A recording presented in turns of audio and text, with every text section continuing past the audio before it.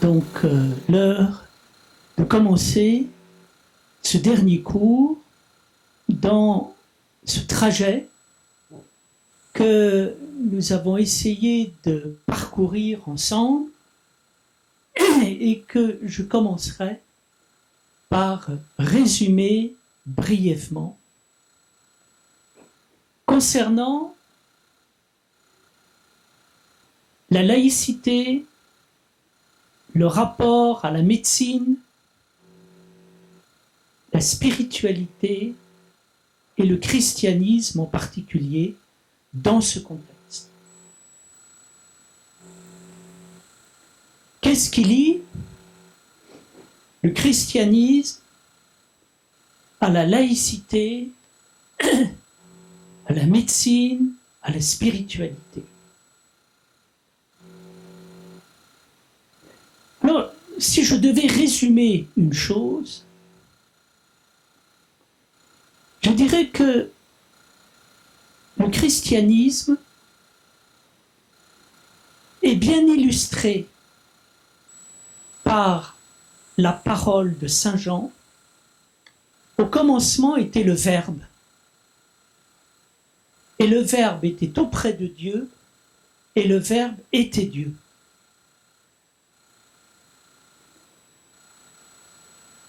Les Grecs anciens ont eu le sentiment que la réalité n'était pas simplement matérielle, visible, mais qu'elle est également spirituelle, invisible. Qu'est-ce que c'est que le plan spirituel de la vie? Le plan spirituel de la vie, c'est la deuxième vie de la vie.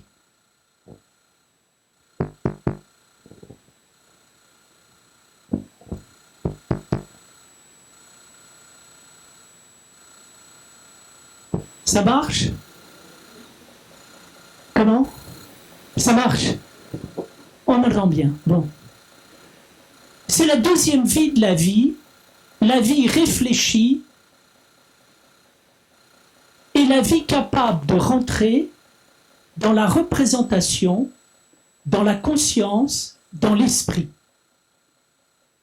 En fait, l'esprit est la première vie de la vie. Il y a vie parce qu'il y a présence de la vie à elle-même.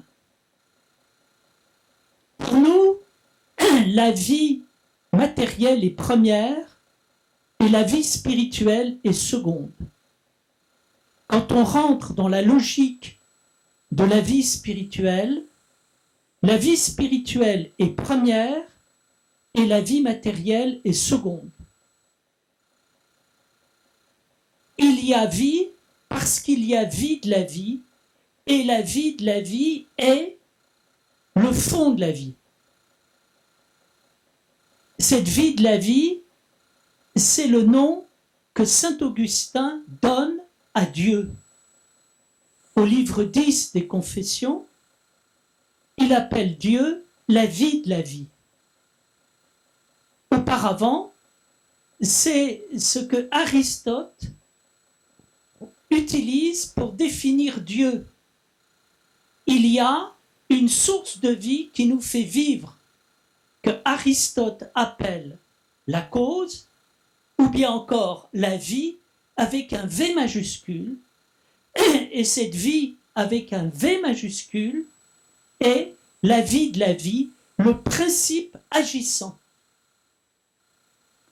Je crois que on a là une signification profonde de Dieu. Qu'est-ce qui fait qu'on se relie à Dieu? C'est qu'on pense qu'il existe une source de vie, un principe agissant qui fait vivre le monde, qui fait vivre la vie, qui fait vivre les hommes, qui nous fait vivre. Alors,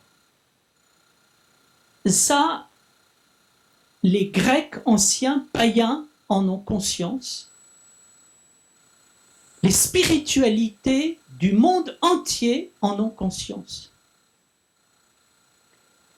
Qu'est-ce qu'il y a de nouveau avec le christianisme? C'est que ce principe vivant, qui est logique, qui est cohérent, va encore plus loin que ce que l'on pense.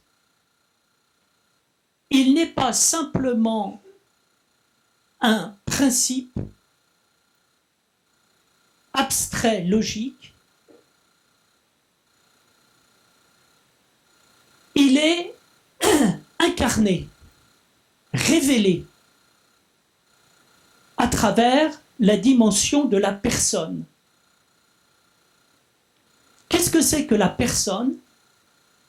La personne, c'est ce qui se passe lorsque la vie, devenant pleinement vivante, celle-ci se présente sous la forme de la personne capable de porter la vie.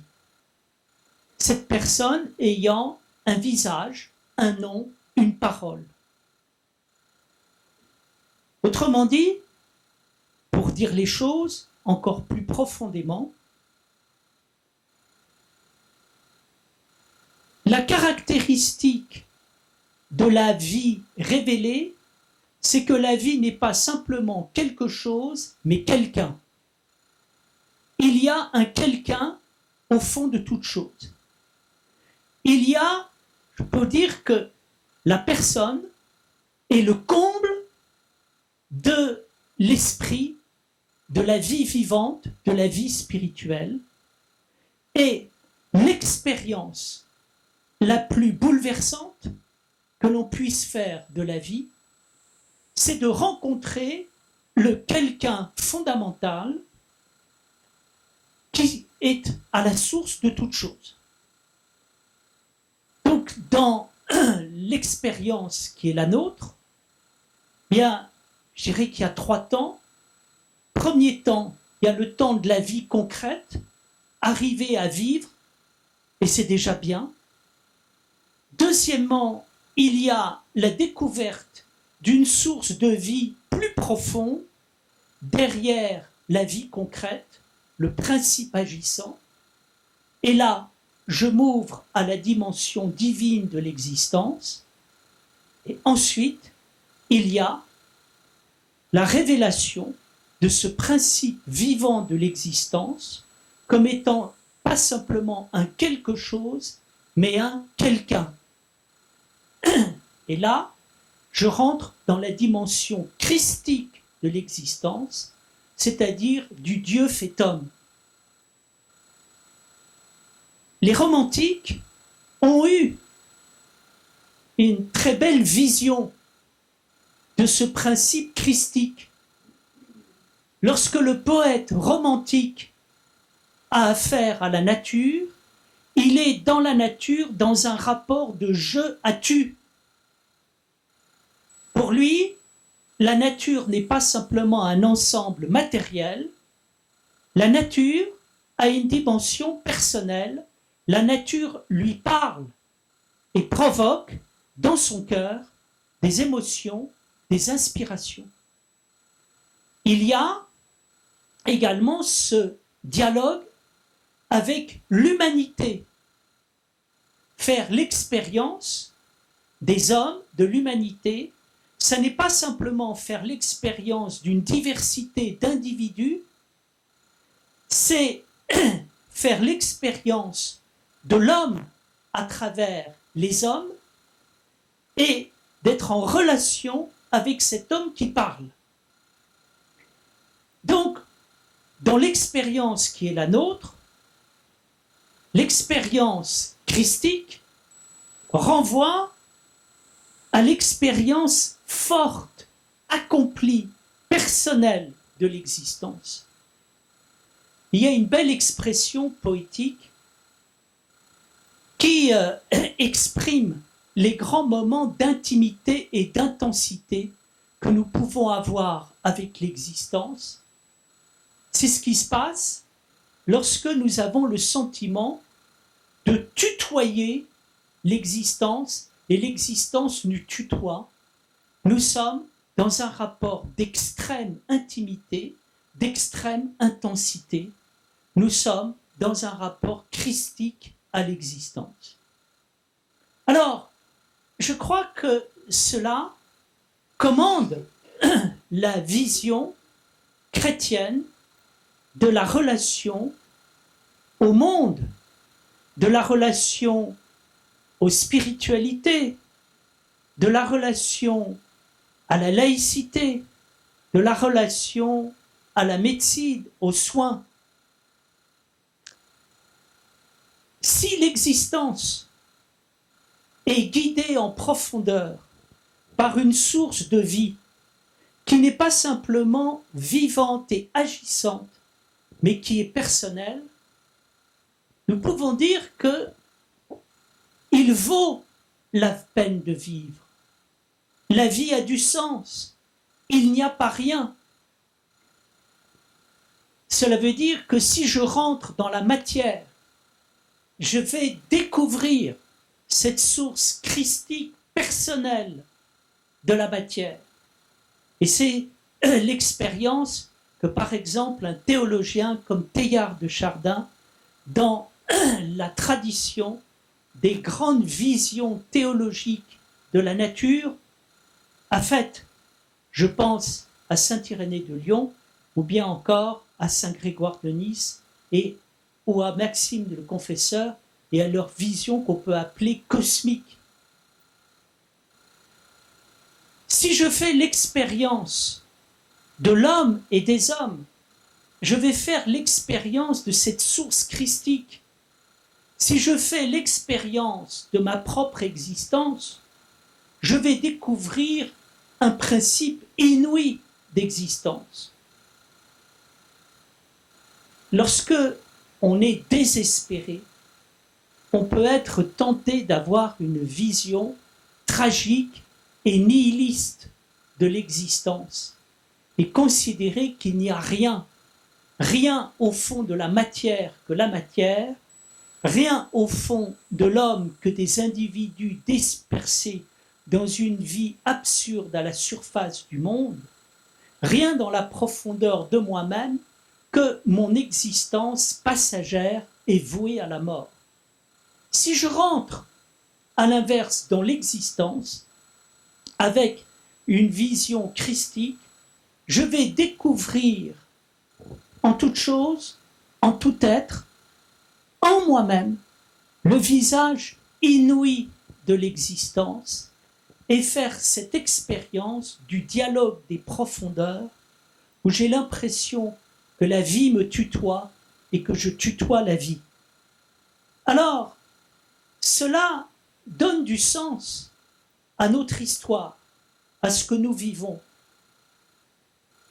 Dans une optique christique, chrétienne, toute l'existence, tant individuelle que collective, est guidée par la découverte de cette dimension spirituelle.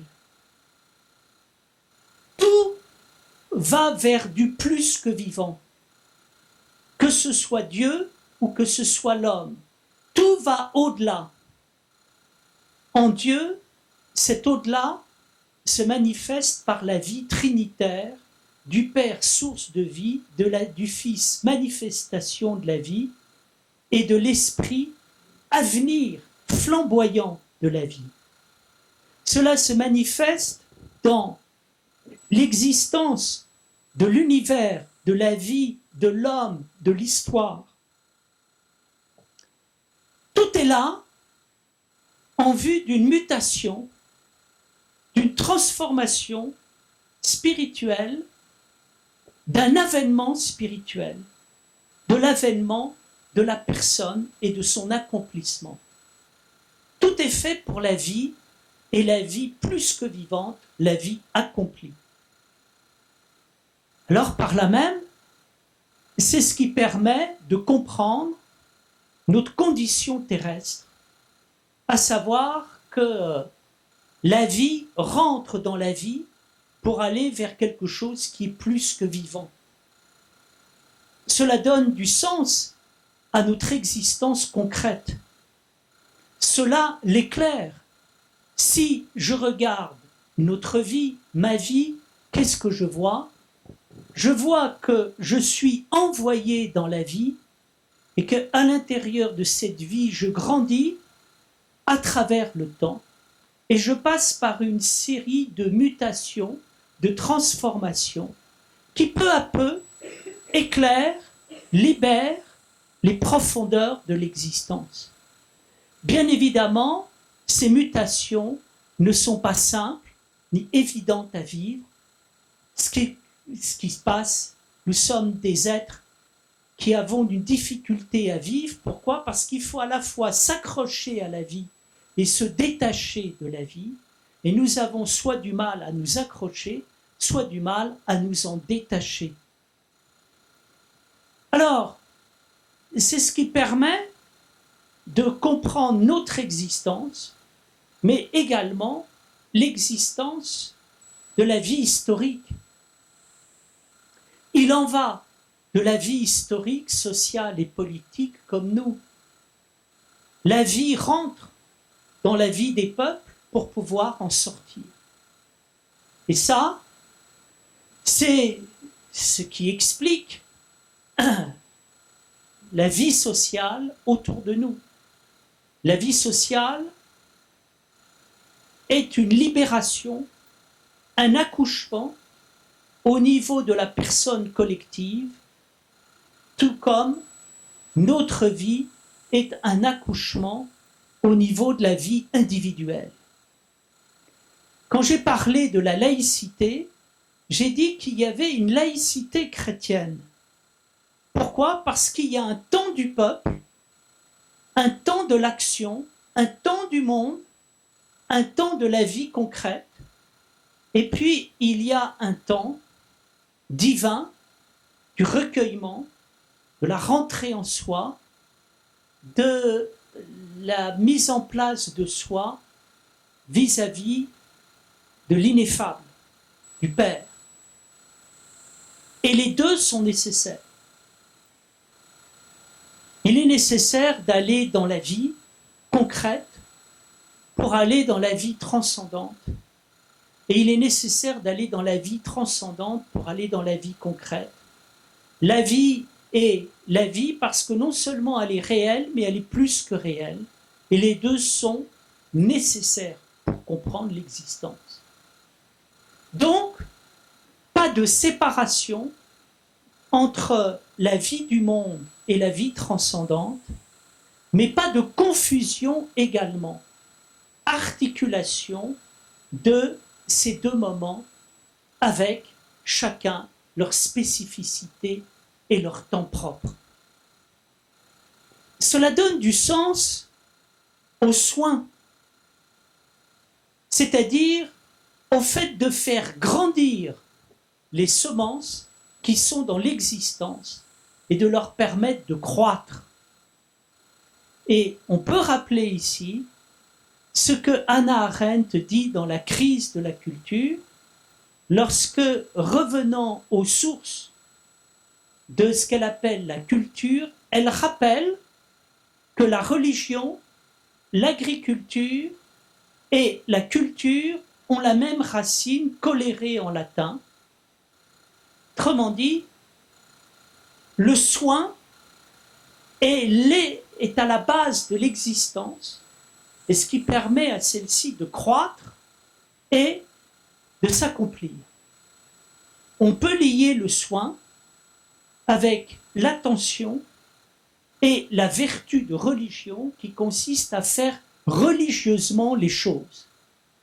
Faire religieusement les choses, c'est les faire grandir comme on fait grandir dans l'agriculture, mais c'est également faire grandir comme on fait grandir dans la culture.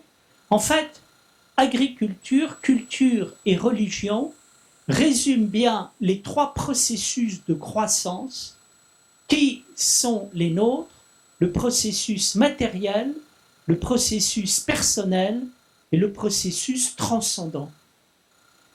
Là, nous pouvons comprendre ce que signifie la véritable médecine. La véritable médecine est ce soin qui permet aux êtres d'aller dans leur processus de croissance. Bien sûr, il y a une médecine qui est une médecine réparatrice lorsqu'on a affaire à des maladies ou à des accidents et qu'il faut rétablir un équilibre qui a été perturbé. Mais cette médecine réparatrice est inséparable d'une médecine qui est en même temps, on pourrait dire, une médecine performatrice qui permet aux individus vivants d'aller vers leur processus de croissance propre. Alors je crois que c'est important d'avoir cette vision large de la médecine et de comprendre que s'il y a la compétence spécifique du médecin, il y a le sens spirituel de la médecine, c'est-à-dire cette capacité que l'on a d'avoir soin et pour soi-même et pour les autres du processus de croissance de l'humanité.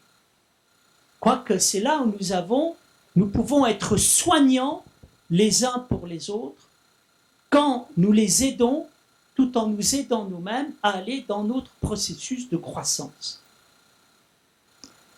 La fois dernière, j'ai parlé de la question de la souffrance. Et j'ai essayé de rappeler ce que signifie le sens chrétien de la souffrance. Il me semble que le sens christique de la souffrance prend tout son sens à l'intérieur de cette notion de soin. La semaine dernière, j'ai tenté de montrer que la souffrance, dans son sens profond, se tient à égale distance de deux tentations qui sont le dolorisme ou bien l'hédonisme. Le dolorisme, le culte de la douleur, la rationalisation abstraite de la douleur, l'hédonisme, le culte du plaisir et la rationalisation abstraite du plaisir. L'être humain est un être sensible de peine et de joie, de douleur et de plaisir. On peut vivre la douleur ou le plaisir, ou bien on peut s'en abstraire. Les tentations qui sont les nôtres sont souvent des tentations de relations abstraites à la douleur et au plaisir, comme si ceci nous faisait peur et que l'on s'en garantissait à travers des représentations et des systèmes abstraits. Nous avons du mal à penser la souffrance. Pourquoi ?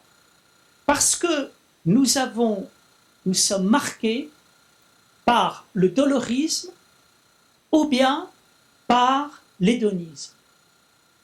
L'hédonisme, c'est la peur de la souffrance et le désir de ne vivre que pour le plaisir. Je parle d'un hédonisme un peu trivial. Il est vrai qu'il existe un hédonisme plus complexe et plus profond. Là-dessus, Michel Onfray s'est exprimé. De même, quand il n'existe pas une peur de souffrir, il existe une rationalisation abstraite de la souffrance et je dirais un amour irresponsable de celle-ci. L'expérience de la souffrance consiste à sortir de ces représentations pour rentrer dans ce que veut dire souffrir. Souffrir, cela veut dire rentrer dans un espace qui n'est pas celui du plaisir, mais qui n'est pas pour autant celui de la douleur.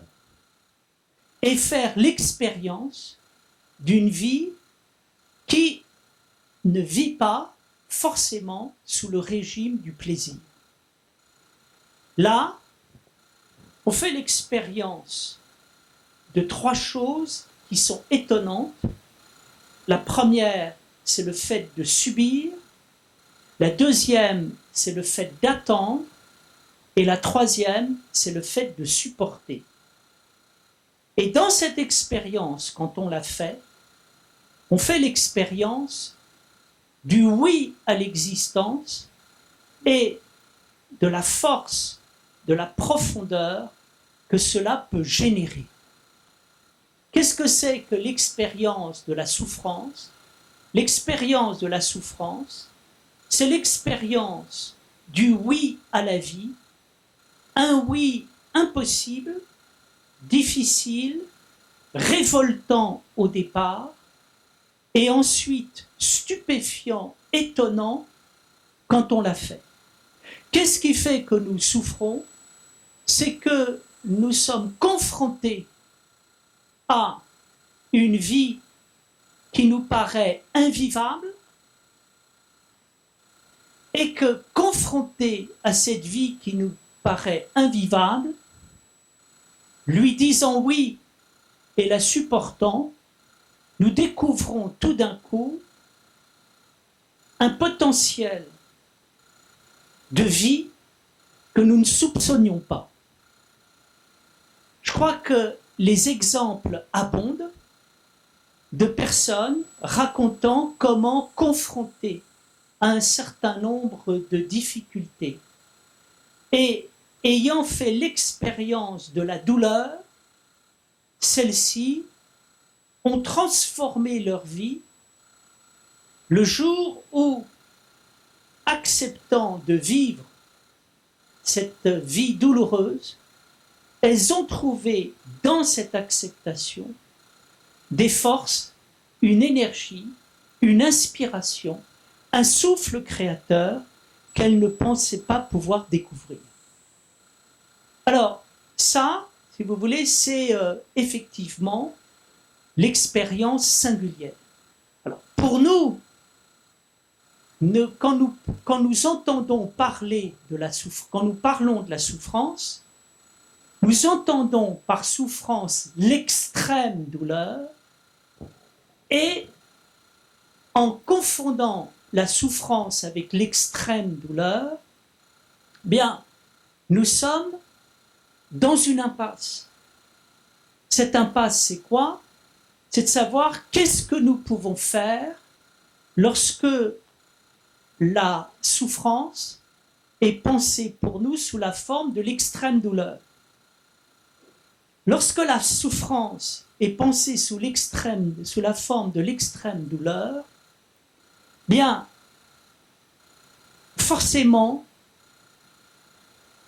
submergé par l'énormité de la douleur, nous pensons soit à mourir, soit nous espérons ou nous attendons une solution de l'ordre d'une action spectaculaire, miraculeuse, et nous espérons, nous attendons une médecine toute puissante. Autrement dit, quand nous pensons la douleur sous la forme de l'extrême douleur et que nous en restons là, nous oscillons entre un sentiment d'abattement et d'impuissance ou bien un rêve de toute puissance. Et nous ne trouvons pas la solution, nous tournons en rond. Je m'en aperçois dans les discours que j'ai avec un certain nombre de personnes lorsqu'il est question de la douleur. Souvent, la question de la douleur est renvoyée à des images d'extrême douleur. Et face à ces images d'extrême douleur, on me pose souvent la question avec colère, qu'est-ce que vous voulez faire par rapport à ça? Qu'est-ce qu'on attend pour faire quelque chose? Et en général, quand on attend une action spectaculaire pour faire quelque chose, bien, il y a deux possibilités qui sont données. La première, c'est le suicide, ou la deuxième, c'est la mise en place d'une médecine spectaculaire recourant à des technologies de pointe. Quel est le problème? C'est que lorsque nous évoluons ainsi, nous avons des réactions qui sont des réactions humaines compréhensibles, logiques, mais ce sont des réactions humaines logiques qui nous emmènent dans une impasse. Et nous sentons bien que c'est une impasse. Pourquoi? Parce que le vrai problème se trouve ailleurs. Le vrai problème se trouve où? Il se trouve dans la réalité de la vie. Il s'avère que devant la réalité de la vie, nous sommes confrontés effectivement à des situations extrêmement difficiles, tant physiquement que psychologiquement, ou bien encore que spirituellement. La caractéristique de ces situations très difficiles, c'est que souvent nous avons conscience que le suicide ne serait pas une solution, étant donné que la solution, c'est pas de se tuer, mais c'est d'apporter une solution. Et le suicide n'en apporte pas. Un suicide suspend un problème, ne résout pas un problème. Quant à la médecine de pointe qui pourrait résoudre le problème, souvent il n'existe pas, il nous faut attendre. Qu'est-ce qu'on peut faire dans cette situation où la médecine qui pourrait soigner n'existe pas et le suicide n'est pas une solution? Et c'est là qu'intervient la souffrance, c'est-à-dire le fait de rentrer dans l'existence et de vivre les choses de l'intérieur et d'apercevoir tout d'un coup que simplement par le fait de le vivre et de dire oui à ce qui est, en s'installant au cœur de cette expérience ô combien difficile, on change la face du monde et la face des choses. Donc, ne sous-estimons pas les forces qu'il peut y avoir dans le fait de dire oui, et spirituellement, on peut dresser un rapport entre ce qu'on appelle l'expérience de la foi et d'autre part l'expérience de la souffrance. Qu'est-ce que c'est que la foi? La foi, c'est bien sûr le fait d'admettre, d'accepter, de croire en une dimension supérieure de l'existence, une existence plus vaste que la nôtre, comprenant tout et qui est l'existence divine. Donc, la foi, c'est le fait de dire il y a quelque chose de plus dans l'existence que simplement la nature ou les hommes. Mais la foi, c'est aussi une vertu active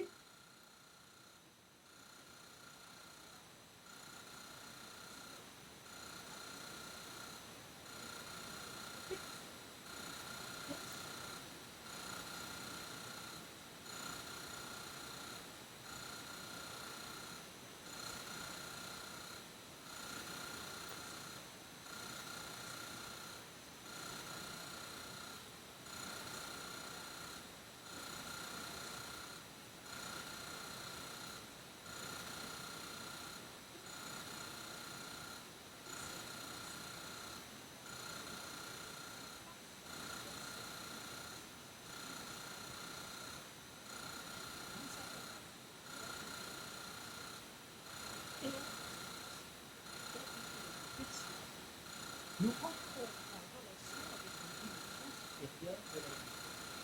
En tout cas, je crois important de souligner la chose suivante.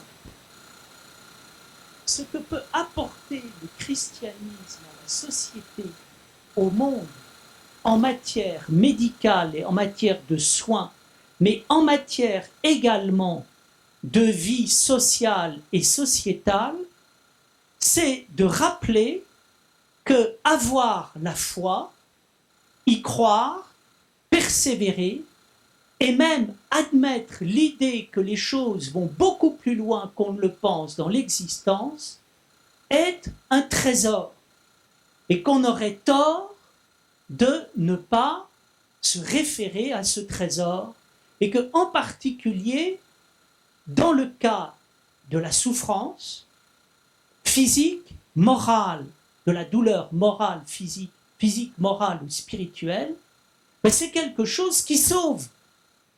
C'est-à-dire, quand nous faisons l'expérience d'adhérer, de persévérer dans l'adhésion, c'est quelque chose qui change tout.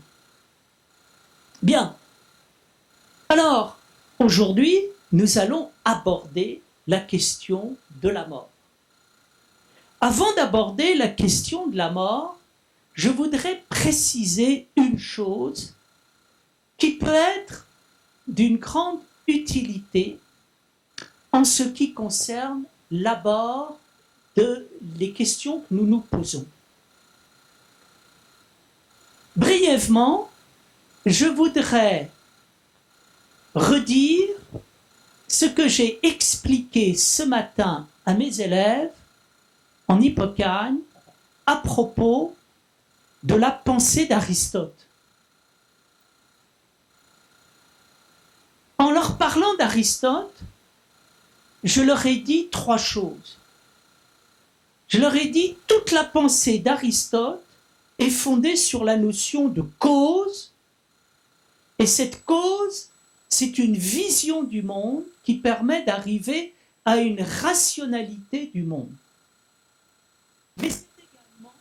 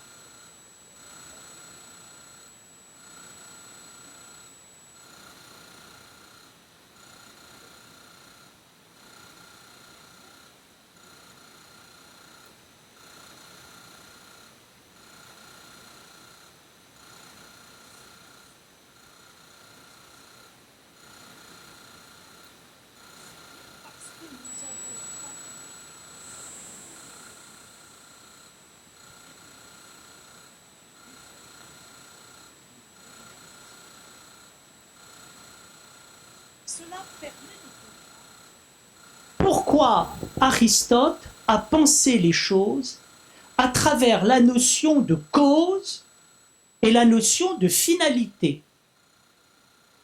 Il a pensé la cause au sens philosophique du terme et il a pensé la finalité au sens philosophique du terme. C'est-à-dire, il a pensé que, à la base de la vie, il y a un principe lumineux et philosophique, que rien n'arrive par hasard et rien n'arrive pour rien, Parce que tout ce qui arrive a une signification philosophique et spirituelle.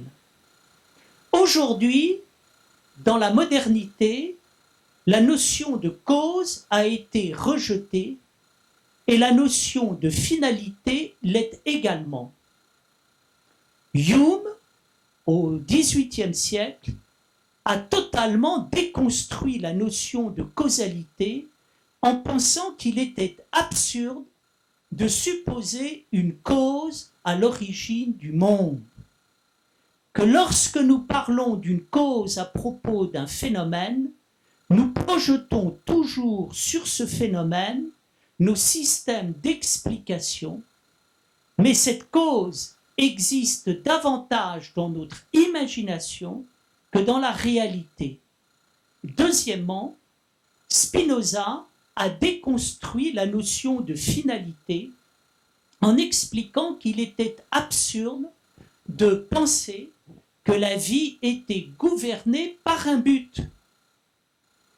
Aujourd'hui, nous remettons en question l'existence de la cause et l'existence de la finalité. Pourquoi ? Parce que nous n'entendons pas la cause et la finalité au sens philosophique et spirituel du terme, mais nous l'entendons dans un sens scientifique et matériel. En quoi nous n'avons pas tort. Lorsque Hume explique que la notion de cause peut nous amener à un délire intellectuel, lorsque Auguste Comte remet en question la notion de cause, d'un certain point de vue, ils n'ont pas tort. Il est évident que vouloir trouver une cause pour tout, une explication à tout, débouche sur un délire intellectuel. Et ce délire explicatif, interprétatif, Heidegger a raison de le remettre en question dans l'ouvrage intitulé Le principe de raison, où il soumet à une critique rigoureuse et vigoureuse la fameuse formule de Leibniz « rien n'est sans raison », en voyant là ce qu'il appelle une mise à la raison de la nature particulièrement autoritaire et finalement particulièrement étouffante. Donc, si la notion de cause ou de raison signifie le fait de tout vouloir rationaliser avec une explication pour tout, on a raison de remettre en question la notion de cause. De même, Spinoza n'a pas tort d'expliquer que vouloir voir un but, une finalité pour tout, est quelque chose qui nous amène à l'absurde. Spinoza et Hume ont raison. Une certaine façon de vouloir tout rationaliser dans l'existence à partir de la cause ou du but nous amène à délirer intellectuellement, à surinterpréter, surrationaliser l'existence. Est-ce une raison pour dire qu'il n'y a pas de raison dans le monde et qu'il n'y a pas de but dans le monde? Non. Je pense que dans le monde, tout n'est pas explicable rationnellement, scientifiquement, mais tout est une occasion de philosophie et de sagesse. Qu'est-ce qui caractérise la sagesse? Ce qui caractérise la sagesse, c'est de tirer des leçons de sagesse de tout et par là même d'avoir, de ce point de vue-là, un rapport philosophique à la notion de cause. C'est ce que dit Aristote. Lorsque Aristote dit « il y a une cause qui détermine le monde », il dit il y a un principe vivant, un principe de sagesse à l'origine du monde. Même chose quand il dit qu'il y a une utilité et un but du monde, il y a effectivement, on peut dire que toute chose est faite en vue d'une philosophie et d'une sagesse. Quel est le gros problème qui est le nôtre? C'est l'erreur que l'on fait en confondant la science et la sagesse et en demandant soit à la sagesse d'être une science, soit à la science d'être une sagesse. La sagesse est une chose, la science en est une autre. La sagesse repose sur le désir de vivre. La science repose sur le désir d'expliquer et de maîtriser. Une chose est de vivre, une chose est d'expliquer et de maîtriser. Ce n'est pas parce que je ne peux pas tout expliquer et tout maîtriser qu'il n'y a aucune sagesse du monde. Notre monde aujourd'hui a tendance à dire, puisque dans l'existence, je ne peux pas tout expliquer et tout rationaliser, la vie est absurde et n'a aucun sens. Ça se voit très bien à propos de la souffrance, puisque la douleur n'est pas explicable et justifiable d'une manière rationnelle et de façon satisfaisante, il n'y a pas de science de la vie. Il n'y a pas de sens de la vie. Lorsque Camus explique que la vie est absurde, pourquoi est-ce qu'il dit que la vie est absurde? Il dit que la vie est absurde par réaction à des discours de théologiens qui expliquent que l'homme doit souffrir parce que c'est bon pour lui et c'est dans le plan que de Dieu qu'il souffre pour aller vers le bien. Scandalisé parce que ceci débouche sur la souffrance des innocents, Camus préfère une vie qui n'a pas de sens plutôt qu'une vie qui est gouvernée par cette raison théologique. Camus a raison de critiquer la façon dont les théologiens rationalisent la souffrance en essayant de lui trouver une utilité morale. Mais il a tort de conclure que parce que le discours théologique est absurde, que la rationalisation de la vie est dangereuse, qu'il n'y a aucune cause et aucune finalité dans la vie. Dans la vie, quand nous la vivons, il y a toujours une cause et il y a toujours une finalité. Qu'est-ce que vous faites? Qu'est-ce que nous faisons, vous et moi, quand nous vivons? Bien, nous essayons de vivre intelligemment, et vivre intelligemment, c'est dire quoi? Les choses n'arrivent jamais par hasard, parce qu'elles ont une signification spirituelle, et d'autre part, il y a à propos de toute chose une signification spirituelle que je peux tirer. L'application de cela, le sage, pourquoi est-il sage?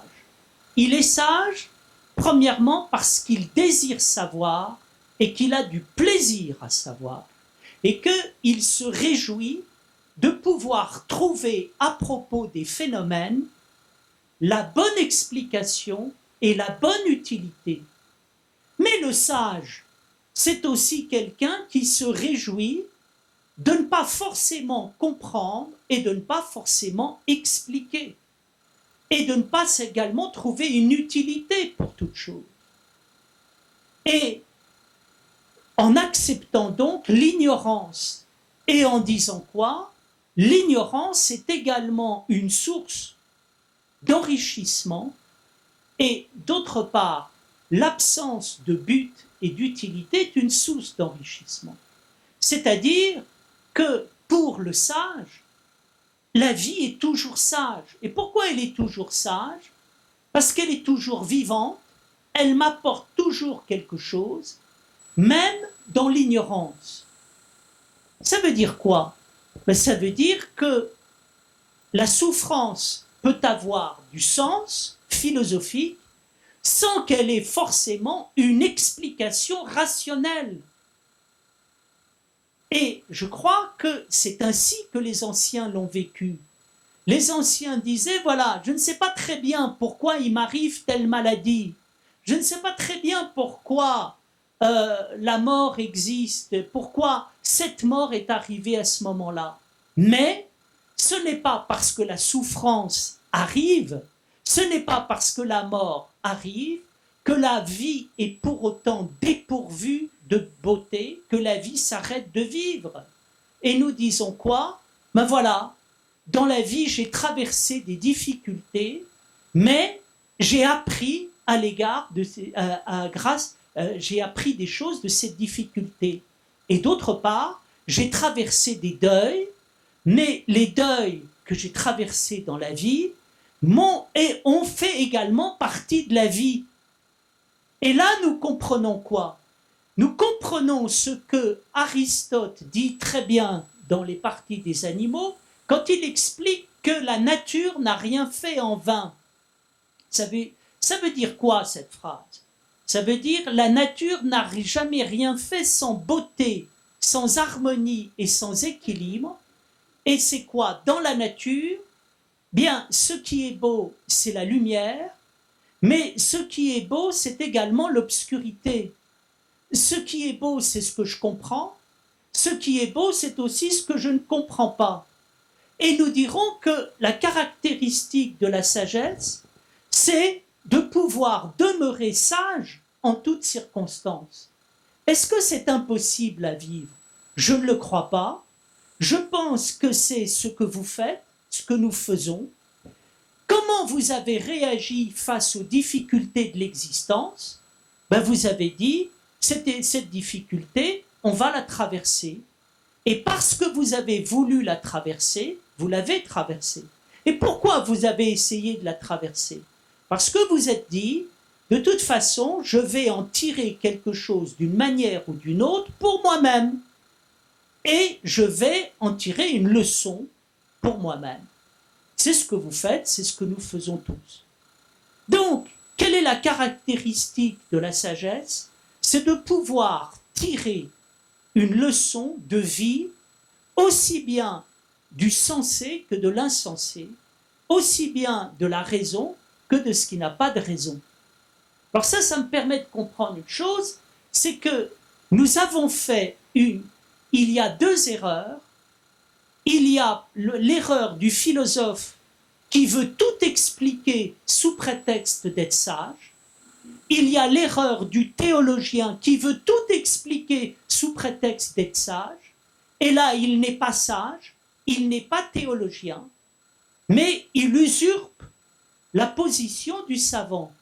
Et d'autre part, il y a la tentation de la science qui est de penser la sagesse à partir de l'explication et non pas à partir de la vie. Je pense, si vous voulez, qu'une chose est le discours de vie que l'on tient et d'autre part, le discours de l'explication. L'explication, la rationalisation n'est pas toujours possible. Ça ne veut pas dire que le sens est impossible. Ce n'est pas parce que je ne peux pas tout expliquer, tout comprendre, que la vie n'a pas de sens. Et ce n'est pas parce que la vie a du sens que je comprends tout. Je pense que si on faisait si on avait la prudence, si vous voulez, d'avoir cette vision des choses, eh bien, on serait en paix à l'intérieur de nos discours. Nous souffrons énormément intellectuellement et spirituellement parce que nous ne faisons pas une distinction entre deux temps, le temps de l'explication et le temps de l'éthique et de la vie. Il y a des choses que je peux comprendre, et là, la science est remarquable pour m'aider à comprendre. Et puis ensuite, il y a des choses qui me permettent de vivre. La vie, c'est l'éthique qui me permet de vivre, et l'explication, c'est la science qui me permet de l'avoir. Alors ça permet de quoi? Ça permet de comprendre, d'arriver à l'attitude juste, et l'attitude juste, elle est faite sur la prudence. Et qu'est-ce que c'est que l'attitude de la prudence? La prudence, c'est le juste équilibre qu'il peut y avoir entre la vie et le moi. Qu'est-ce que c'est qu'être prudent? Être prudent, c'est deux choses. C'est premièrement se méfier d'un certain usage de la raison qui n'est pas la raison. C'est lorsque je veux tout rationaliser, tout comprendre, tout calculer, j'obéis à un désir de conservation et de protection. Je ne peux pas me protéger à propos de tout. Pourquoi? Parce qu'il n'y a plus de vie. Et je peux, à force de protection, de rationalisation, tuer la vie. Et donc, à un moment, qu'est-ce que c'est qu'être prudent? Être prudent, c'est savoir ne pas trop réfléchir, ne pas trop calculer, ne pas trop rationaliser. Ça s'appelle prendre des risques. Et prendre des risques, ça veut dire quoi? Ça veut dire être capable d'agir sans toujours réfléchir, sans toujours calculer, être capable d'insouciance. Donc qu'est-ce que c'est que le risque? Le risque, c'est un risque à l'égard de la pensée. Et qu'est-ce que c'est qu'un risque à l'égard de la pensée? C'est prendre le risque de ne pas penser, prendre le risque de ne pas comprendre, prendre le risque de ne pas calculer. Prendre le risque de ne pas calculer, ça veut dire je vis sans forcément me poser des questions. Et là, j'ai pris un risque. On s'aperçoit que le risque est toujours intellectuel. C'est dans la tête. Qu'est-ce qui fait que dans la vie pratique, je prends des risques? C'est parce que dans la tête, je prends des risques. Donc, premier point, si vous voulez, il ne faut pas toujours réfléchir. Mais deuxièmement, il y a quelque chose qui est important aussi, c'est de ne pas toujours agir. Et il y a des moments où il faut savoir réfléchir. Il faut savoir, à un moment, et qu'est-ce que ça veut dire être capable de réfléchir? C'est être capable de réfléchir sur soi. C'est être capable de réfléchir à l'égard de soi. Et qu'est-ce que c'est que réfléchir à l'égard de soi? C'est un moment de ne pas faire forcément ce qui me plaît, mais de faire ce qui est juste, de faire ce qui est intelligent, de faire ce qui est pensé. Parfois, il y a des choses qui sont très plaisantes sur le plan de la vie, mais qui sont catastrophiques du point de vue de la raison. Et ça veut dire quoi? Ça veut dire prendre également des risques. Et qu'est-ce que c'est que de prendre des risques? De prendre des risques, eh bien, c'est prendre le risque de penser. Et à un moment, de faire ce que veut la pensée et pas forcément ce que je veux. Autrement dit, qu'est-ce que c'est que la position juste à l'égard de la vie? La position juste à l'égard de la vie, c'est être capable aussi bien de vivre que de ne pas vivre, de penser que de ne pas penser. Donc, c'est être capable de pouvoir faire une chose et son contraire, et de prendre des risques à l'égard de la pensée, et de prendre des risques à l'égard de la vie, et de permettre ainsi à la vie, à la pensée de se rencontrer. Alors qu'est-ce qui se passe? La vie, je la rencontre quand je suis équilibré, quand je suis harmonieux. Et qu'est-ce que c'est qui est harmonieux? Qui est-ce qui est équilibré et harmonieux? C'est quelqu'un qui vit au bon moment, qui pense au bon moment, et qui à un moment a le sens, si vous voulez, de l'opportunité, et il fait des choses qui sont opportunes. Qu'est-ce qui est opportun? Parfois c'est d'être insouciant, et parfois c'est d'être réfléchi, et c'est d'avoir le temps juste pour être insouciant, et le temps juste pour être réfléchi. Aristote appelait ça l'occasion. Et qu'est-ce que c'est que l'occasion? C'est le ciel sur la terre. C'est que tout d'un coup, il y a quelqu'un qui est juste, qui est centré, et qui fait des choses qui sont totalement adéquates. C'est quoi? C'est le miracle de la vie qui rencontre la pensée. Alors ça, c'est quoi? C'est thérapeutique. C'est ce qui permet de sortir de la souffrance. Et vous voyez, ça permet d'expliquer ici quelque chose qui m'a toujours frappé dans les psaumes. Les psaumes sont toujours structurés en 3 temps. Premier temps, c'est le temps de la plainte, de la douleur, de la souffrance. Seigneur, où es-tu? Je t'appelle. Pourquoi ne réponds-tu pas? Regarde le monde. Le mal fait rage à l'intérieur du monde. Mes ennemis m'assaillent et vont bientôt me submerger. Seigneur, réponds-moi. Il y a ici une litanie de la plainte. Puis deuxième temps, qu'est-ce qui se passe? La plainte commence à durer, mais en durant, elle commence à se transformer.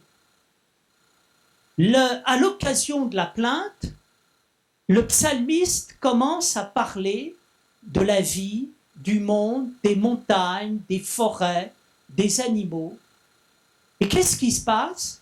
Il s'aperçoit que tout d'un coup, à l'occasion de la vie, il se souvient qu'il y a quelque chose qui est beau dans la vie, et ça donne le troisième temps du discours, qui est la louange.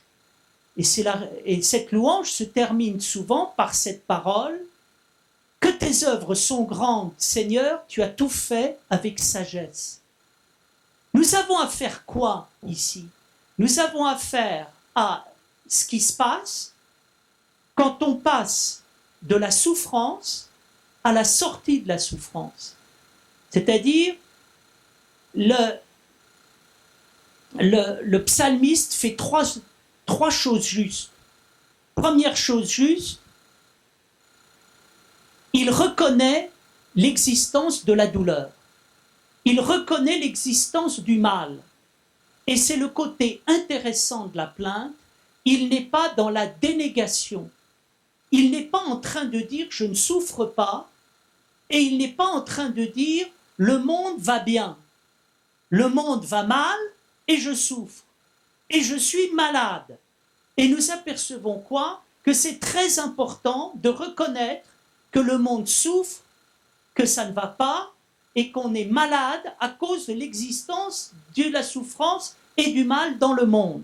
On ne fait pas semblant d'aller bien, et on ne fait pas semblant de trouver le monde bien. Il y a tant de fois où on trouve le monde bien alors qu'il est mal, et il y a tant de fois où on fait semblant d'aller bien alors qu'on va mal. Et du coup, on ne peut pas guérir. Parce que qu'est-ce qui fait qu'on peut guérir?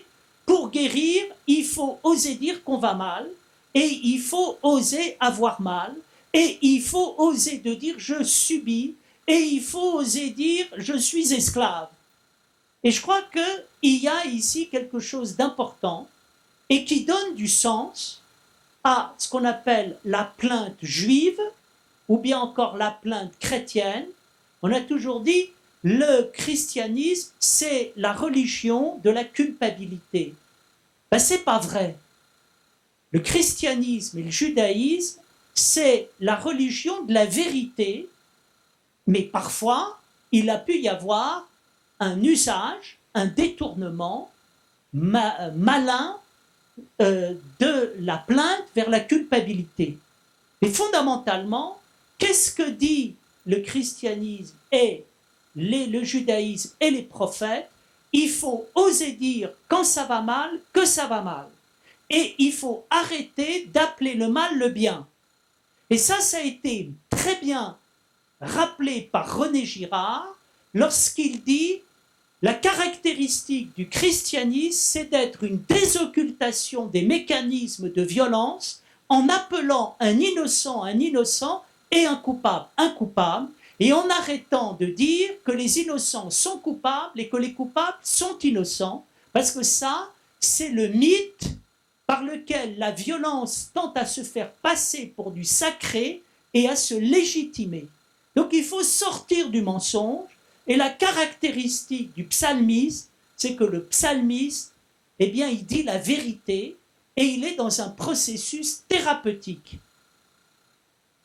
Il s'avère une chose, c'est que quand on appelle le mal, et qu'on sépare le mal du bien, ben, qu'est-ce qui se passe? Pour séparer le mal du bien et le bien du mal, il faut avoir un sens du mal, mais il faut avoir un sens du bien. C'est-à-dire, parce que le psalmiste appelle le mal, et qu'il n'appelle pas le mal le bien, ben quelque part, le bien arrive. C'est-à-dire que quand il est juste à l'égard du mal, il est dans la justice. Et quand il est dans la justice, il voit la justice. Et qu'est-ce qu'il voit, la justice? Il voit que le mal est le mal, mais la vie continue malgré le mal. Et là, tout d'un coup, la vie, c'est quoi?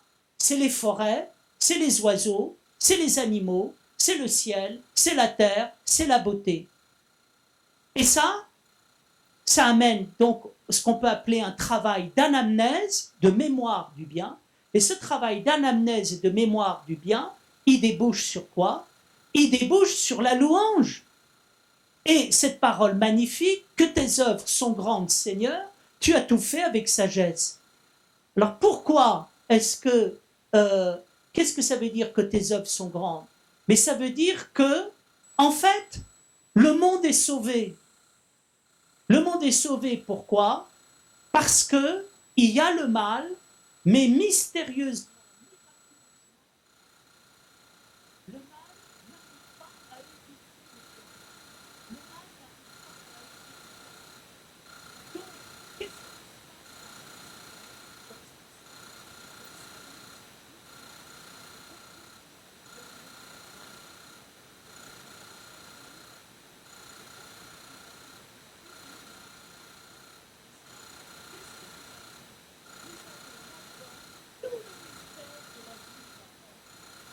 vous avez tout le mystère de la souffrance, c'est-à-dire de l'esclavage et de la liberté.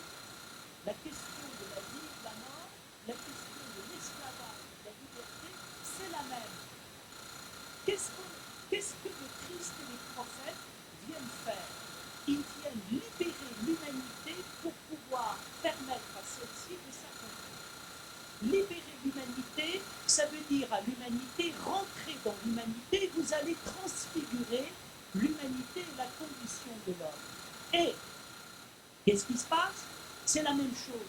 Au lieu dans la question du mal que je subis et de la souffrance, ben, qu'est-ce qui se passe? Il nous est dit, le mal et la souffrance sont bien évidemment des choses terribles, la douleur, des choses terribles, mais rentrez dedans et vivez-le, rentrez dans la vie, malgré tout, et vous allez voir. Qu'est-ce qu'on voit? On voit une résurrection. C'est-à-dire en vivant la chose, eh bien, tout d'un coup, on est capable de sortir. Et au fond, la question de vous voyez,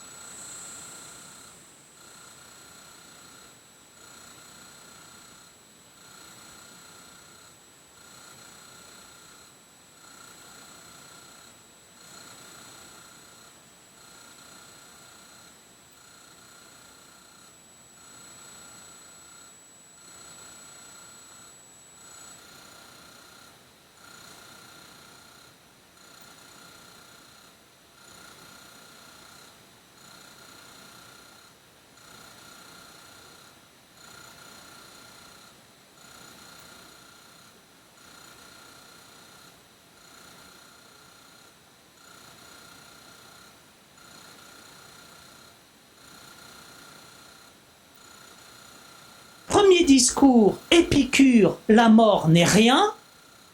Deuxième discours, le discours du marquis de Sade, la mort est tout. Alors ce qui est très intéressant dans ces discours, c'est que ces discours nous renvoient à des choses que nous écoutons tous les jours. Premier point, quand il s'agit d'aborder la mort, un certain nombre de gens disent « la mort, je m'en fiche, c'est pas la peine de se poser la question, la vraie question c'est de vivre et c'est pas de s'intéresser à la mort ». Donc ça, c'est repris, mais sur un mode philosophique par Spinoza, lorsqu'il dit dans l'Éthique, l'homme libre réfléchit sur la vie et ne réfléchit pas sur la mort, et sa méditation est une méditation sur la vie et pas une méditation sur la mort, ce qui a une rationalité. Nous entendons également le discours exactement inverse. Monsieur Vergely, comment pouvez-vous dire que la vie a du sens puisqu'il y a la mort? La mort n'est-elle pas le signe que la vie est totalement absurde? Et je pense que ces discours sont révélateurs à la fois de noyaux de rationalité, mais en même temps, ils sont révélateurs aussi de ce qu'on peut appeler nos passions humaines. Reprenons Épicure. Qu'est-ce qu'il y a de juste dans le discours d'Épicure lorsqu'Épicure nous dit « la mort n'est rien ». Épicure dit cela parce qu'il regarde l'inquiétude de ses contemporains à l'égard de la mort et il trouve l'inquiétude des contemporains à l'égard de la mort ridicule, en quoi il n'a pas tort. Épicure, dans la lettre à Ménécée, a cette parole: les hommes veulent savoir quelque chose à propos de la mort, ils se font des idées sur la mort, mais les idées que les hommes se font sur la mort sont toutes complètement absurdes. Pourquoi? Parce que la mort n'est jamais un objet de la pensée. La mort n'est jamais un objet de la pensée parce que quand elle est là, je n'y suis pas, et quand je suis là, elle n'est pas là. C'est du Raymond DeVos. Hein. C'est remarquablement fait. Je pense que Épicure est une préfiguration de Raymond DeVos, lequel est une réincarnation d'Épicure. Et c'est vrai qu'on raconte n'importe quoi sur la mort, ça renvoie à quoi? Quand je vais bien, j'ai peur de la mort parce que j'ai peur que la mort m'enlève ce que j'aime et ce CEUX que j'aime. Et quand je vais mal, j'appelle la mort de mes voeux. Donc, Épicure nous dit, les hommes ne sont pas sages parce que la même humanité qui a peur de la mort, c'est la même humanité qui désire de mourir, et la même humanité qui désire mourir, c'est la même humanité qui a peur de la mort. Et donc, qu'est-ce que dit Épicure? Il dit, écoutez, en gros, je vais le dire d'une manière cavalière, il dit à l'humanité, vous m'énervez, vous m'agacez à propos de la mort, parce que vous êtes absolument pas sage, vous dites tout et le contraire de tout, et vos discours sur la mort sont des discours passionnels, fantasmatiques, pathologiques, égocentriques, narcissiques. Vous n'êtes pas intéressant. Il a raison. Mais là où il a tort, c'est de dire quoi? Que la mort n'est rien. Non, c'est pas la mort qui n'est rien. C'est nos attitudes passionnelles, égocentriques à l'égard de la mort qui sont effectivement vaines. La mort n'est pas rien, pourquoi? La mort n'est pas rien pour 3 raisons. Premièrement, nous sommes mortels et c'est très important d'en avoir conscience. Nous sommes fragiles. La vie peut s'arrêter d'une minute à l'autre. Nous sommes capables de nous conserver et d'avoir un minimum de raison et de conscience parce que nous sommes capables d'avoir le sens de la mortalité. Tous les hommes sont mortels, Socrate est un homme, donc Socrate est mortel. cette phrase apparemment banale est très profonde. Elle dit quoi? Que la conscience de la mort est l'essence de la spiritualité. Et l'essence de la spiritualité, c'est la conscience de ma fragilité et de ma vulnérabilité. Et c'est ce qui permet d'avoir une conscience de moi comme homme. Je ne suis pas une pierre, je ne suis pas un animal, une bête féroce. Je suis particulièrement fragile et je m'aperçois que la conscience de la mortalité, c'est pas rien. Deuxièmement, je ne peux pas dire que la mort de l'autre, c'est rien. La mort de l'autre, c'est quelque chose. Quand j'aime quelqu'un, je n'ai pas envie qu'il meure et je fais attention à ce qu'il ne meure pas. Parce que je l'aime, parce que j'aime l'amour, parce que je m'aperçois d'une chose, c'est que avoir le sens de l'amour, c'est avoir le sens de la vie. Avoir le sens de la vie, c'est avoir le sens de l'amour. C'est-à-dire que la conscience de la mort est conscience de ma conscience, mais la conscience de la mort, c'est la conscience de l'esprit de la vie. Et puis, il y a quand même quelque chose d'important, c'est d'apercevoir qu'à un moment, la vie est finie et que nous allons partir. Et c'est pas rien de partir. Pourquoi c'est pas rien de partir? Parce que c'est pas rien d'arriver. Et qu'il y a deux choses. Et pourquoi c'est pas rien d'arriver et pas rien de partir? Parce que la vie est un phénomène. Et qu'il y a un moment, deux choses qui sont quand même assez importantes dans la vie. La première, c'est l'apparition de la vie. Et la deuxième, c'est la disparition de la vie.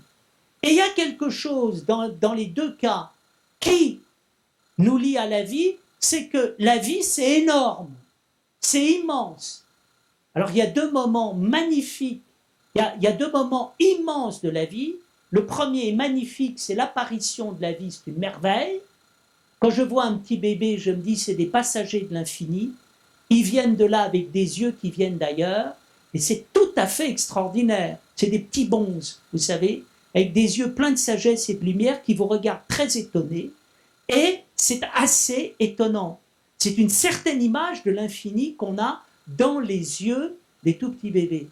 Et puis d'autre part, il y a ce moment de gravité où nous perdons quelqu'un que nous aimons, ou plutôt il y a quelque chose qui s'arrête, qui disparaît, une présence. Et c'est complexe cette affaire. Pourquoi? Parce que nous apercevons que, attention, la mort, ce n'est pas simplement la disparition dans le néant. Et nous allons le voir, il se passe quelque chose. Autrement dit, quand je fais l'expérience de la mort, est-ce que je peux faire l'expérience de la mort? Bien sûr que je peux faire l'expérience de la mort. Wittgenstein n'a pas raison de dire à la fin du Tractatus Logico-Philosophicus que la mort n'est pas un événement de la vie, par exemple, ce n'est pas quelque chose de philosophique. Je suis absolument désolé, ma mortalité, c'est quelque chose, et je me rends compte à un moment que je suis mortel. J'ai eu une fois peur de mourir, une fois. J'étais en Inde dans un bus qui roulait à fond la caisse, le long d'une falaise, et il y avait un précipice et il y avait le Gange. Et pendant tout le temps, j'ai prié le ciel parce que j'ai eu la peur de ma vie. Il roulait comme un fou en rigolant. Et moi, je rigolais pas du tout. Mais je pense qu'on a tous fait l'expérience à un moment de se sentir mortel et d'apercevoir que la mort, c'est quelque chose que l'on frôle. Deuxièmement, il y a la mort des êtres qu'on aime. C'est pas rien, tout d'un coup, de quelqu'un qui meurt. Je me souviens de ma mère m'annonçant à 8h du matin qu'un ami avec lequel on avait dîné à 10h le soir, on le quitte à 10h le soir, elle m'appelle à 8h du matin, elle me dit « Louis est mort », alors qu'on venait de le quitter. Ça nous est peut-être arrivé ici dans cette salle, d'avoir tout d'un coup la mort qui arrive, ce que Jean Kelevitch appelle le coup de pistolet en plein concert, et tout d'un coup, d'une minute à l'autre, les choses basculent.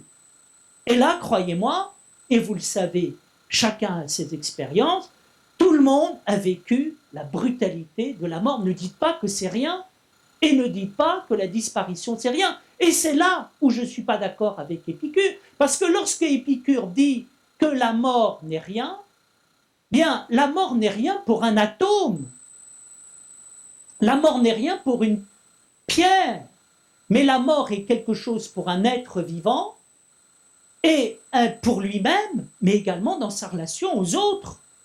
Et nous apercevons que ce n'est pas rien, et que dans notre vie, quand quelqu'un meurt, ça change les donnes, ça change les cartes, et en particulier, quand on perd sa mère ou son père, il y a avant et après. Et on a raison de dire, quel est le message que la mort de ta mère ou de ton père te donne? C'est que le prochain sur la liste, c'est toi. C'est-à-dire, avant, c'est toi, c'est ta mère qui meurt ou ton père qui meurt, mais maintenant, c'est ton tour. Et là, tout d'un coup, on commence à prendre conscience du temps. Puis, troisièmement, il y a la méditation sur la mort. Il y a le fait de se rendre compte de la disparition des choses et en vivant cette expérience méditative que les anciens appelaient le memento mori, la mémoire de la mort, il y a une expérience métaphysique. Nous se sentons reliés à une dimension d'immensité, de transcendance, parce que nous faisons l'expérience de l'immensité. Donc ne disons pas que la mort n'est rien. La mort, c'est quelque chose, mais est-ce que la mort, c'est tout? Le marquis de Sade dit, la preuve que la vie n'a pas de sens, c'est qu'il y a la mort. Et nous avons tous entendu des gens dire, la preuve de l'existence, de l'absurdité de la vie, c'est la mort. Alors là encore, je peux dire, il y a trois choses qui m'invitent à réagir contre ça. Le marquis de Sade aurait raison de dire, la vie est absurde parce que la mort existe. S'il n'y avait qu'un seul événement dans la vie, la mort. Mais nous apercevons qu'il n'y a pas qu'un seul événement dans la vie, la mort. Il se passe quand même des tas de choses avant la mort. Et la mort est un des événements de la vie, mais pas le seul événement de la vie. Et c'est pas parce que la vie s'arrête que la vie est absurde. Parce que l'arrêt de la vie n'est pas le seul et unique expérience de la mort. Donc, il faut faire attention au langage et il faut faire attention à la fausse philosophie. Vous avez une fausse philosophie, celle qui prend des airs catastrophés et tragiques en disant « tu te rends compte, la mort existe, comment est-ce qu'on peut croire en Dieu? C'est un véritable scandale qu'on m'appelle la direction, etc., etc. » Bien. Deuxième point. Épicure nous dit la mort n'est rien parce que quand elle est là, j'y suis plus. Ben, je ne suis pas tout à fait d'accord. La vision d'Épicure est une vision atomiste, marquée par, premier point, le vide, deuxième point, la matière. Et Épicure nous dit la mort n'est rien. Pourquoi? Parce que la vision qu'il y a, c'est de dire quand il n'y a pas de matière, il y a du vide, et quand il n'y a pas de vide, il y a la matière. Et dit donc la mort n'est rien parce que nous sommes de la matière, et quand nous allons mourir, nous allons devenir du vide. Alors premier point, quand on meurt, on ne devient pas du vide, on ne devient pas du néant. Quand on meurt, on devient des atomes. Nous sommes des atomes, et quand nous mourrons, nous sommes toujours des atomes, et les atomes se recyclent à l'intérieur de la vie, comme disait Marc Aurèle. Donc il y a quand même quelque chose, je pense que nous sommes davantage éternels que mortels, étant donné que notre structure atomique, bien, elle continue de durer. Je m'aperçois d'une chose, c'est que le corps de quelqu'un ne disparaît pas comme ça du jour au lendemain. Et que pour que le corps disparaisse, il faudrait que le corps puisse être anéanti. Mais c'est impossible d'anéantir le corps. C'est impossible d'anéantir la matière. Donc je crois qu'il faut être cohérent. Nous pouvons dire il y a la matière, nous sommes de la matière vivante, nous allons devenir de la matière inanimée, et la matière continue. Et au fond, il y a de la matière éternelle. Qu'est-ce que montre l'existence de la mort? L'existence de la mort montre davantage l'existence de l'éternité de la matière plutôt que l'existence du néant.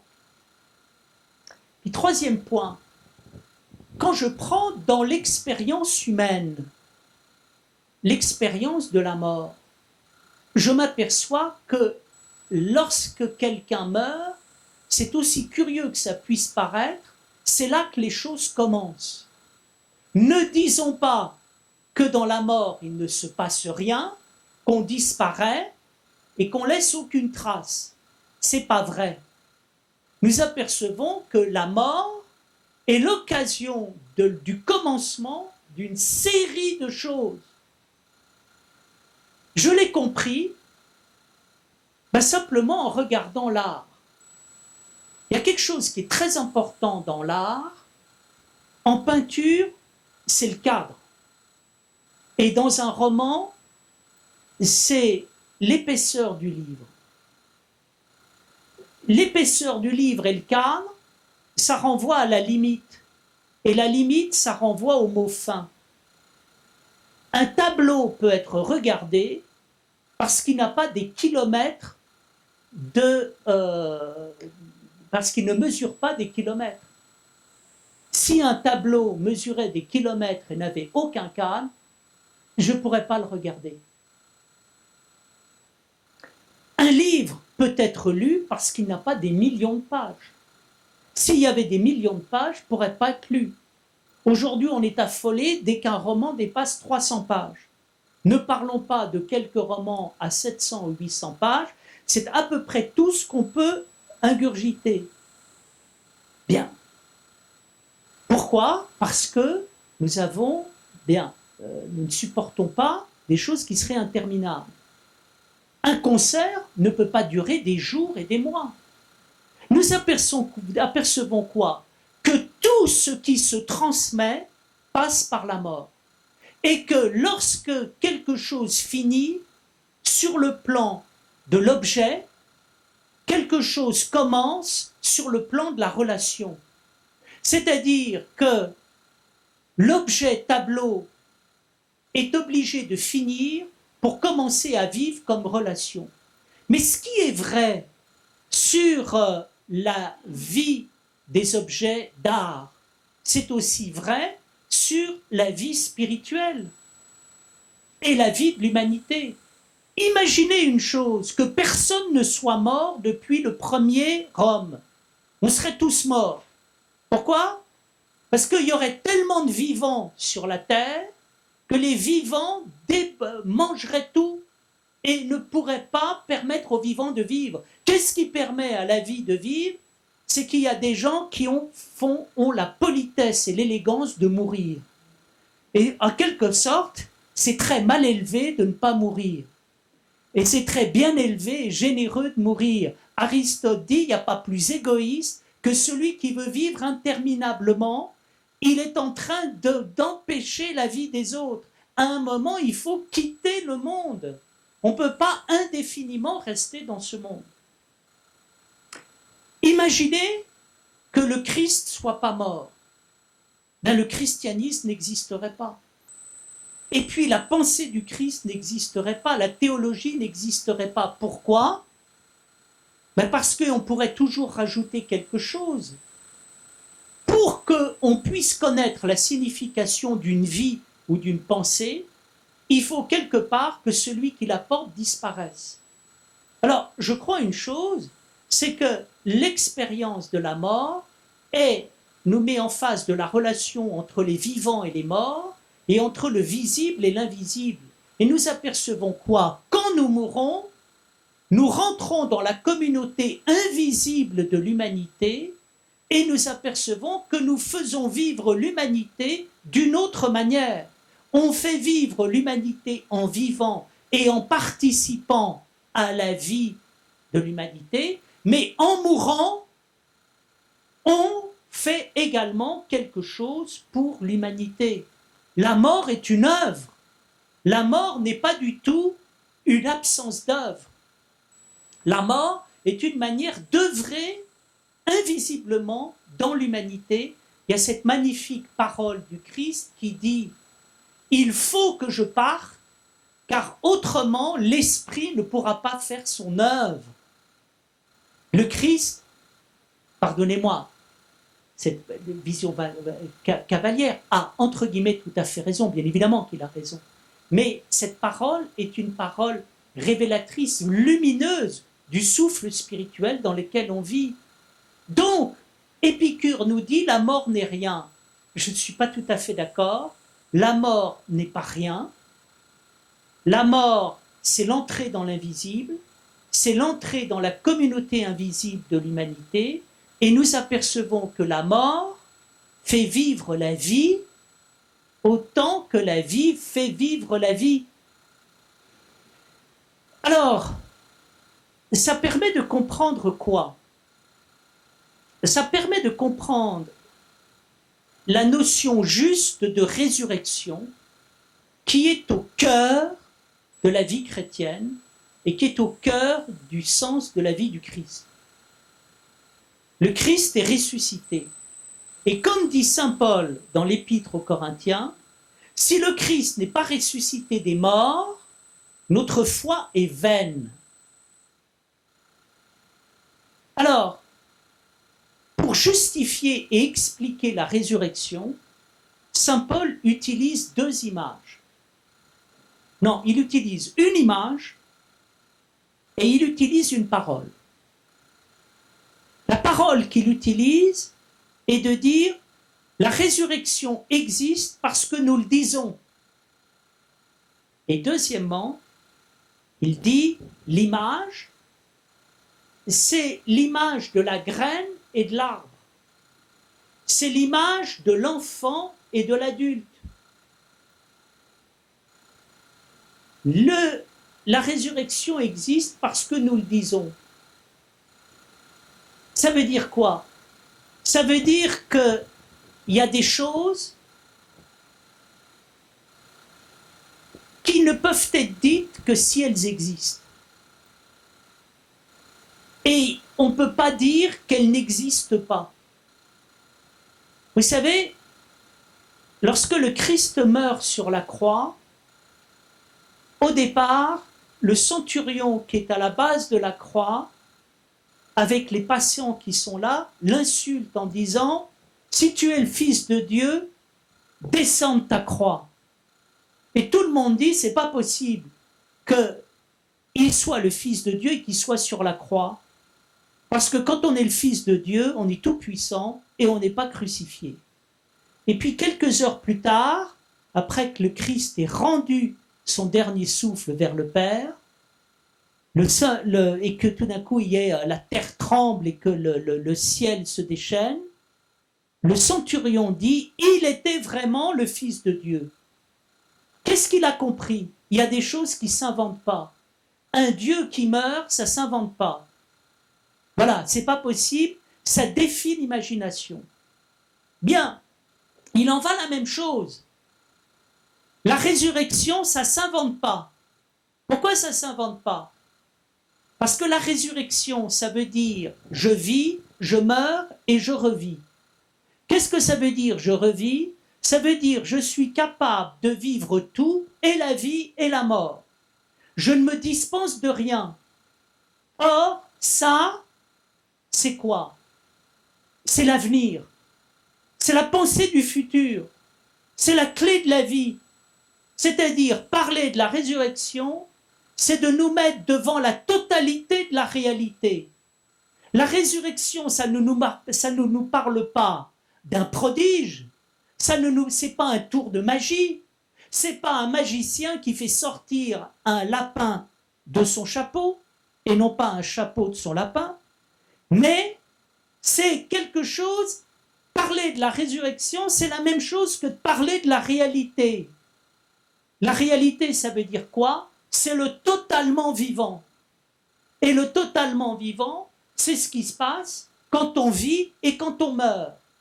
Et quand on revit, c'est-à-dire qu'on est capable d'aller au-delà de la vie dans la mort, et on est capable d'aller au-delà de la mort dans la résurrection. Donc on est capable d'aller de tout, à travers tout. Donc qu'est-ce que c'est que le mystère de la résurrection? C'est le mystère de la totalité de la vie. Et deuxièmement, comment je peux l'effectuer dans ma vie? Je peux effectuer la résurrection dans la vie parce que j'ai déjà effectué la résurrection dans la vie. C'est quoi? La résurrection, c'est la vie même. C'est la semence qui devient tout d'un coup un arbre. C'est la même chose et ça n'a rien à voir. Quel est le lien entre la semence et l'arbre? Ce dont nous parlions au début de cette séance, la croissance. Ce que mon ami Annick de Souzenel appelle la poussée de vie, la poussée de sève. Donc qu'est-ce que c'est que la résurrection? La résurrection, c'est ce qui se passe quand, allant dans la vie, je vais dans la totalité de la vie, et quand je vais dans la totalité de la vie, je vis la transcendance à l'intérieur de moi-même. Et la transcendance à l'intérieur de moi-même, je la vis comment? Je la vis sous la forme d'un processus de croissance inouïe. Saint Paul nous dit quoi? Qu'est-ce qui fait que Saint Paul croit dans le Christ et dans la résurrection? C'est que le Christ ne lui parle que de réalité. Il ne lui parle que de choses qui sont tangibles. Il ne lui raconte pas un conte de fées. Saint Paul, c'est quelqu'un qui n'a pas vu le Christ et qui est un apôtre du Christ. Pourquoi? Parce qu'il était un persécuteur de chrétiens qui tuait les chrétiens et qu'à un moment, il a une révélation lui montrant que Dieu, c'était pas ça, que Dieu ne voulait pas qu'on tue. Donc, qui est Saint Paul au départ? C'est un terroriste. C'est Ben Laden. C'est ce à quoi nous avons affaire, c'est des tueurs au nom de Dieu. Et tout d'un coup, premier point, il comprend une chose, Dieu ne veut pas que tu tues les autres. Mais qu'est-ce qui se passe? Il comprend que Dieu n'est pas lié avec le meurtre, mais deuxièmement, il comprend que Dieu n'est pas lié avec le meurtre, parce que Dieu est lié avec la vie, et parce que la vie et la résurrection, c'est la même chose. La vie, elle passe partout. Elle passe par la vie, elle passe par la mort. Et qu'est-ce qui montre que la vie passe partout? Nous! Qu'est-ce que nous sommes? Nous sommes un processus de croissance. Je vous signale que vous êtes déjà morts et mortes des tas de fois et vous n'en êtes jamais morts. Quand vous êtes passé du ventre de votre mère au stade de bébé, vous êtes mort et vous êtes ressuscité. Quand vous avez quitté le bébé pour devenir un enfant, vous êtes mort et ressuscité. Quand l'enfant est devenu un adolescent, vous êtes mort et ressuscité. Quand vous êtes devenu un adulte, vous êtes mort et ressuscité. Quand nous vieillissons, nous sommes morts et ressuscités. Et nous apercevons quoi? Qu'il y a un moment, bien, c'est le grand passage. Quand nous quittons ce monde, ben, nous rentrons dans la communauté invisible. Et là, nous faisons l'expérience de la résurrection. Autrement dit, il y a quelque chose d'incroyable, d'étonnant, c'est que l'expérience chrétienne, c'est tout simplement l'expérience de la vie. Et je reviens à mon point de départ. Qu'est-ce que c'est que le christianisme? C'est la pensée de la vie qui montre que la vie va plus que dans la vie, va dans l'au-delà de la vie. Et que cet au-delà de la vie, c'est la personne qui se trouve au fond de toute chose. Et cette personne qui se trouve au toute chose, qu'est-ce qu'elle nous dit? Elle nous dit, va dans la vie. Et n'aie pas peur de l'expérience de la vie, n'aie pas peur de l'obstacle de la vie, et d'autre part, n'aie pas peur des morts et de la mort dans la vie, parce que nous sommes dans un processus de croissance. Alors ça veut dire quoi? Ben, ça veut dire qu'au fond, et c'est ça qui m'intéresse, moi, dans le christianisme, ce qui m'intéresse dans le christianisme, c'est la vérité, c'est la réalité. C'est-à-dire que ce discours me parle de la réalité. Il me parle de la réalité parce qu'il me parle de la vie, Il me parle de la vie parce qu'il me dit d'aller dans la réalité, parce qu'au fond de la réalité se trouve de la lumière. Et donc, par là même, il indique des voies thérapeutiques par rapport à la souffrance, mais également, je dirais, des voies de consolation par rapport à l'angoisse que peut donner la mort. En fait, il nous donne la force de vivre. Je m'arrête là, mesdames, messieurs, il y aurait encore beaucoup de choses à dire, mais avant de nous quitter, je voudrais que ce soit vous qui ayez la parole par vos questions. La parole est à vous. Y a-t-il des questions?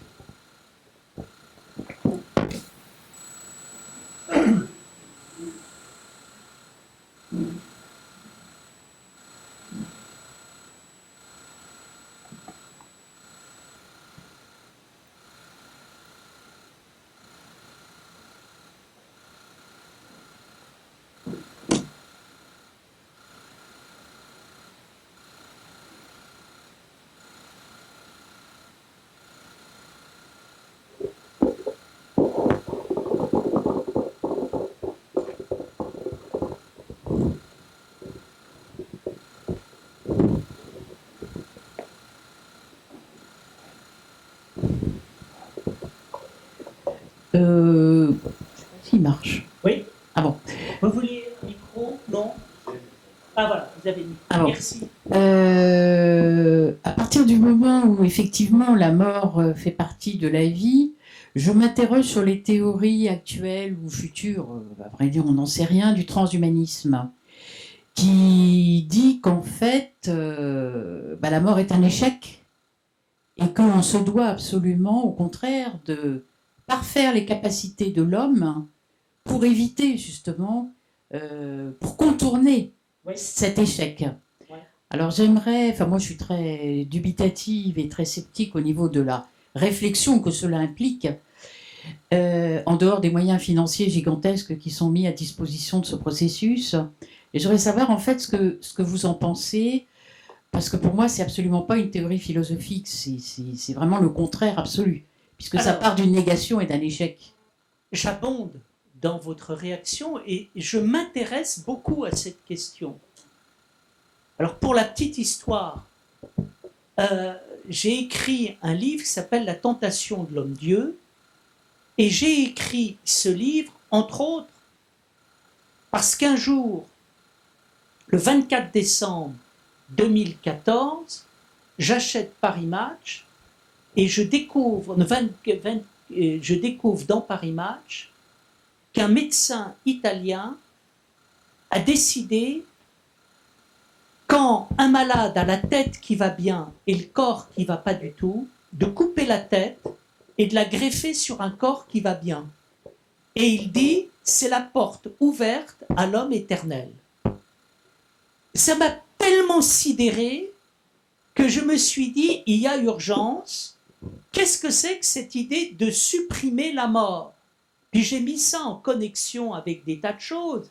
C'est-à-dire que je m'apercevais qu'on était dans un monde où on avait décidé d'en finir avec la mort, mais parfois il y avait des projets pour dire on va faire un utérus artificiel pour délivrer les femmes des souffrances de l'accouchement, la science va s'en charger, et je me disais non seulement on veut en finir avec la mort, mais on veut en finir avec la naissance. Et puis après, j'ai appris qu'il y avait des projets d'autofécondation masculine et féminine, et des projets de grossesse masculine pour en finir avec la différence des sexes, et des projets d'autofécondation féminine en disant l'humanité n'aura plus besoin de passer par l'autre pour se reproduire. Et je me suis dit, mais où on va? Alors ce que j'en pense, c'est deux choses. Premièrement, on est dans une confusion de langage. Comment est-ce que le transhumanisme pense l'éternité et la fin de la mort? Il pense l'éternité et la fin de la mort à travers la création d'un corps immortel. Mais la création d'un corps